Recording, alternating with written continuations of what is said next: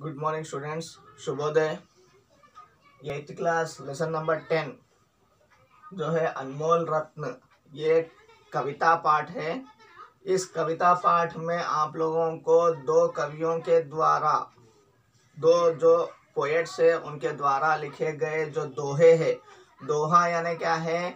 दो लाइन के पद्य को, दो लाइन की कविताओं को दोहा कहा जाता है, जो छंदोबद्ध रहती है, जिसमें छंद और क्या बोलते हैं रस अलंकार का प्रयोग किया जाता है। इस तरह से लिखी जाने वाली कविता को क्या कहते हैं? ये जो है क्या बोलते हैं? दोहा कहा जाता है। यह दोहे जो है अनमोल रत्न जो दोहे है, ये है यानी इसका मतलब है प्राइसलेस जेम्स। जेम्स यानी क्या है? ये जो है हीरो की तरह है, यह जो है डायमंड्स की तरह है, जो कभी उसको प्राइस लगा नहीं सकते, इसका वैल्यू नहीं किया जा सकता, इतना प्राइसलेस हो जाता है। इतने बड़े दोहे है वो। ओके, इस तरह के दोहे लिखने वाले तुलसीदास और रहीम के बारे में इनके दोहे जो है इस कविता में अनमोल रत्न में दिए गए हैं। यह कविता में जाने से पहले हम लोग चित्र पठन करेंगे। चित्र में देखिए पेज नंबर 53 में देखिए, हर एक अच्छी बात अमूल्य होती है। ओके, और इस चित्र में क्या क्या दिखाई दे रहा है? श्याम पट पर लिखा हुआ कुछ अक्षर दिखाई दे रहे, शब्द दिखाई दे रहे हैं, वाक्य दिखाई दे रहा है।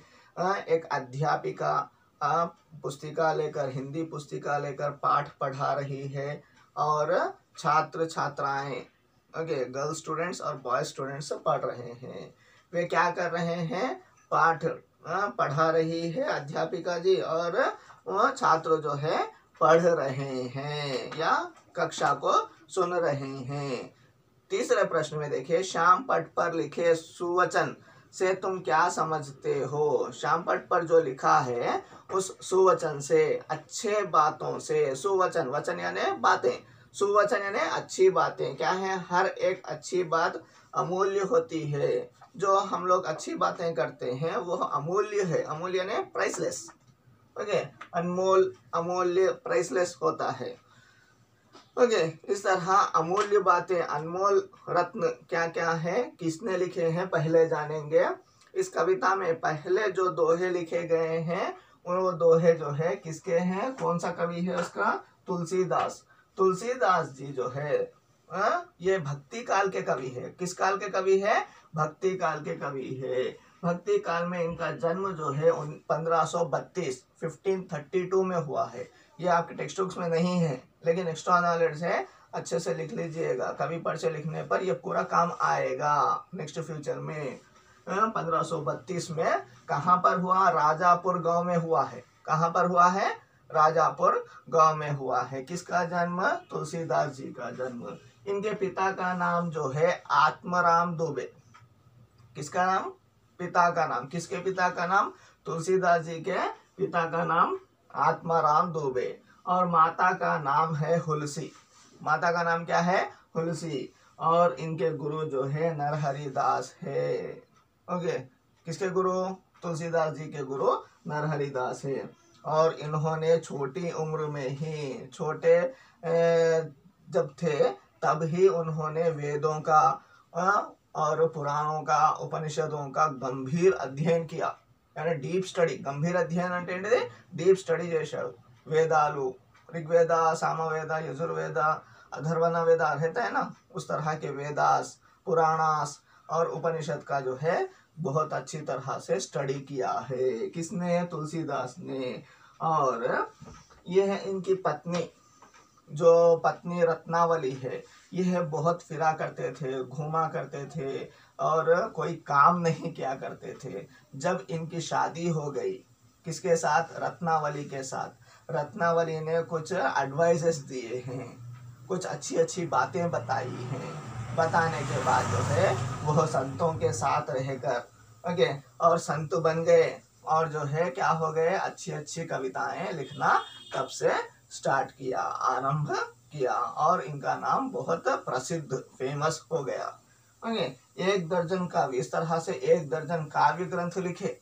कितने? 1 दर्जन। 1 दर्जन यानी 1 डजन यानी 12। ओके, इस तरह 12 पुस्तकें। ओके, उनमें जो है बहुत सी पुस्तकें हैं, सभी पुस्तकें फेमस है। सभी पुस्तकों में से ज्यादा फेमस पुस्तक कौन सी है? रामचरितमानस। कौन सी है? रामचरितमानस। 1 दर्जन पुस्तिकाएं हैं, पूरी की पूरी फेमस यानी प्रसिद्ध है, लेकिन उन सभी में प्रसिद्ध रामचरितमानस है। रामचरितमानस में जो है राम की कहानी सॉरी, राम की कहानी जो है लिखी गई है। और ये जो भी पुस्तिकाएं लिखते थे, जो भी काव्य ग्रंथ लिखते थे, ये जो है कौन सी भाषा में लिखते थे? ब्रज और अवधी भाषा में। ये बोलियां हैं।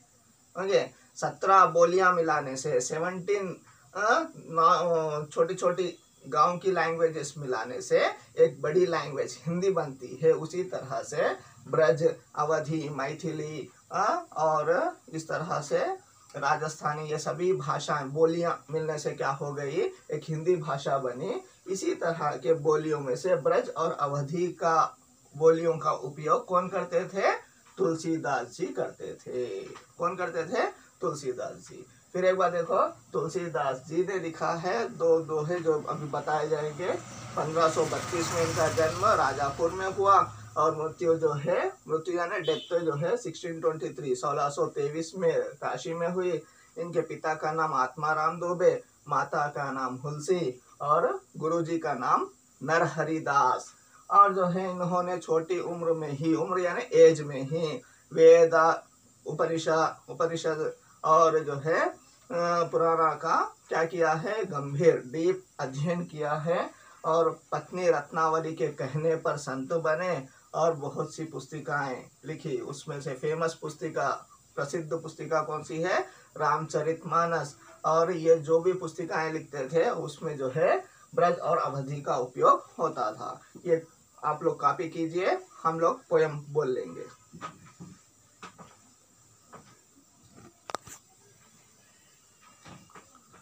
तुलसीदास जी के अनमोल रत्नों में से एक रत्न यानी एक पर्ल, एक हीरा, एक डायमंड हम लोगों ने देखा है, देखेंगे, हम लोग देखेंगे। पोयम देखिए, पेज नंबर 54 में देखो। तुलसी काया खेत है, मनसा भयो किसान, पाप पुण्य दो बीज है, बुवे सो लुनई निदान। यानी तुलसीदास जी कहते हैं, यहाँ पर हर बार जब कभी भी तुलसीदास जी कविताएं लिखते हैं, अपना नाम उसमें व्यक्त करते हैं। उसी तरह से तुलसी काया खेत है, तुलसीदास जी कह रहे हैं, क्या बोल रहे हैं? तुलसीदास जी बोल रहे हैं काया खेत के समान है। काया किस तरह से है? काया यानी शरीर, काया यानी शरीर। जो मनुष्य का शरीर है खेत जैसा होता है, यानी खेत में जैसे हम लोग काम करते हैं वैसे ही शरीर पर भी काम करना है। कैसे देखेंगे? मनसा भयो किसान, मन जो है किसान की तरह है। मन जो है क्या है? मन यानी हार्ट, जो हमारा दिल दिमाग है वो जो है क्या है? किसान की तरह है। किसान जिस तरह से खेत पर काम करता है, किसान जिस तरह से फील्ड में, खेत यानी फील्ड में काम करता है, उसी तरह हमारा दिल और दिमाग भी जो है शरीर पर, बॉडी के लिए काम करना है। क्या करना है? काम करना है। पाप पुण्य दो बीज है, बुवे सो लुनई निदान। ये पाप और पुण्य 2 बीज है। जैसे अच्छे बीज किसान बोएगा, ओके, मंची सीड ఒకవేళ, बुवे यानी सो करना, बीज यानी सीड। अच्छे सीड अगर किसान बो करेगा, सो करेगा, ఓకే, మీన్స్ నాటుతాడు, ఆ యొక్క మంచి సీడ్ తోని మంచి ఫీల్డ్, మంచి క్రాప్స్ గ్రో అవుతాయి.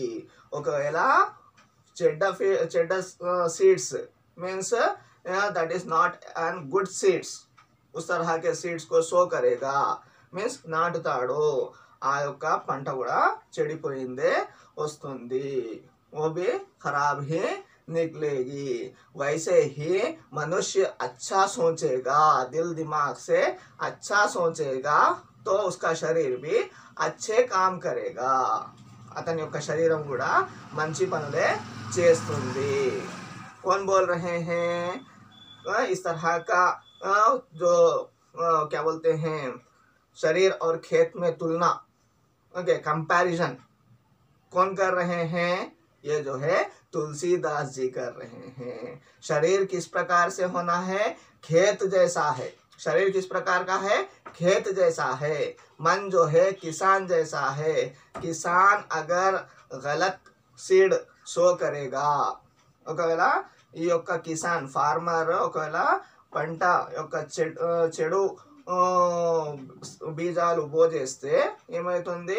చెడు పంటనే వస్తుంది. మంచి సీడ్స్ సో చేస్తే మంచి పంటనే వస్తుంది. అలానే మనము మంచి పనులు చేస్తే, మన మనస్సు మంచి ఆలోచిస్తే మన యొక్క శరీరం కూడా మంచిదే చేస్తుంది. మన యొక్క మనస్సు చెడు ఆలోచిస్తే చెడే అవుతుంది. మన మనస్సు కిసాన్ ఫార్మర్ లాంటిది, మనము మన యొక్క శరీరము ఒక ఫీల్డ్ లాంటిది. ఓకే, మన కిసాన్ మీద ఏదైతే ఫీల్డ్ డిపెండ్ అయి ఉంటుందో మన మనసు మీద మన యొక్క శరీరము డిపెండ్ అయి ఉంటుంది. ప్రతి ఒక్క దానికి ఆకర్షితులై మీన్స్ అట్రాక్ట్ అయి మనము చెడు పనులు చేస్తుంటే అది మంచిది కాదు అని చెప్పడానికి ఇస్ तरह की बातें बताने के लिए जो है ये जो है कौन? अनमोल रत्न मीन्स प्राइसलेस, वैल्यूलेस, यानी वैल्यूबल, सॉरी वैल्यूलेस नहीं है, वैल्यूबल वर्ड्स जो है, वैल्यूबल जेम्स जो है किसने लिखे हैं? तुलसीदास जी ने लिखे हैं। समझ में आया है? तुलसी काया खेत है, मनसा भयो किसान। मनसा है यानी मन जैसा होता है, किसान वैसे ही है। किसान जैसा होता है, मन वैसे ही है। पाप और पुण्य दो बीज है। अगर हमारा मन पाप सोचेगा, पाप ही शरीर करेगा। पुण्य क्या सोचेगा मेरा मन? तो पुण्य काम ही करेगा, अच्छे काम ही करेगा. పాపము పుణ్యము అనేది శరీరముతో కాదు, మనస్సుతో ఉంటుంది. అలానే చెడు పంట మంచి పంట వచ్చిందంటే ఈ యొక్క ఫీల్డ్ది కాదు, ఈ యొక్క కిసాన్ యొక్క హార్డ్ వర్క్ మీద डिपेंड आई ఉంటుంది. इस तरह से जो है यानी अगर किसान नहीं देखेगा, उसको इंसेक्ट लगे हुए हैं, फील्ड को, क्रॉप्स को इंसेक्ट्स लगे हुए हैं, तो वो फील्ड खराब हो जाएगी. वैसे ही मन नहीं देखेगा कि वह गलत काम कर रहा है, तो शरीर गलत ही करता रहेगा, पाप ही करता रहेगा. इसलिए जो है पाप और पुण्य किसके ऊपर आएंगे? मन के ऊपर आएंगे. ओके फिर एक बार देखेंगे. तुलसी काया खेत है, मनसा भयो किसान. पाप पुण्य दो बीज है. पाप एक बीज है और पुण्य एक बीज है. अच्छा बीज एक है, सॉरी पाप यानी बुरा बीज एक है, पुण्य अच्छा बीज एक है. जो सो किया जाएगा वही क्रॉप उगेगा. जो अच्छा सोचेगा अच्छा ही काम करेगा, जो बुरा सोचेगा बुरा ही करेगा. इस तरह से तुलसीदास जी कहते हैं. आप लोगों का होमवर्क, आज का गृह कार्य जो है, तुलसीदास के बारे में बताइए. ओके कवि पर से लिखिए. और सेकंड क्वेश्चन देखिए. तुलसीदास ने शरीर की खेत व मन की किसान से तुलना क्यों की होगी? ओके शरीर की तुलना खेत से, मन की तुलना किसान से क्यों की होगी? ये क्वेश्चंस के 2 आंसर्स लिखिए, व्हाट्सएप से भेजिए. नेक्स्ट क्लासेस में हम लोग आगे बढ़ेंगे. धन्यवाद.